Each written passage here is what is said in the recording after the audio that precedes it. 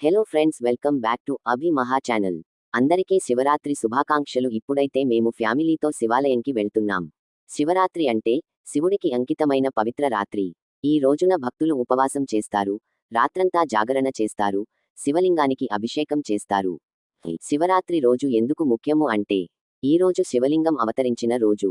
పురాణాల ప్రకారం ఈ రోజున శివుడు అనంత జ్యోతి స్వరూపంగా ప్రత్యక్షమయ్యాడని నమ్మకం. అందుకే శివలింగాన్ని ఆరాధిస్తారు. శివ పార్వతి కళ్యాణం. ఈ రోజే శివుడు మరియు పార్వతి వివాహం జరిగిన రోజు అని భక్తుల విశ్వాసం. అందుకే ఈ రోజు దాంపత్య సుఖం, శుభం కోసం కూడా ప్రార్థిస్తారు.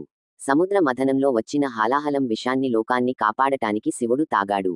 అప్పుడు ఆయన గొంతు నీలంగా మారింది, అందుకే ఆయన్ను నీలకంఠుడు అంటారు.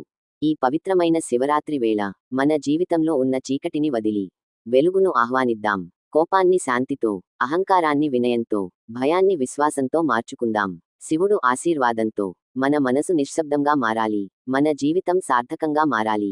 ఈ శివరాత్రి మీ జీవితానికి కొత్త శాంతి, కొత్త శక్తి తీసుకురావాలని కోరుకుంటున్నాను. హర హర మహాదేవ, శంభో శంకర. మా వీడియో మీకు నచ్చినట్లయితే ఒక లైక్ చేయండి. కొత్తగా వీడియో చూసేవాళ్ళు ప్లీజ్ సబ్స్క్రైబ్ చేసుకోండి ఫ్రెండ్స్. నెక్స్ట్ మరో కొత్త వీడియోతో మళ్ళీ వస్తాం. బాయ్ ఫ్రెండ్స్, మళ్ళీ కలుద్దాం.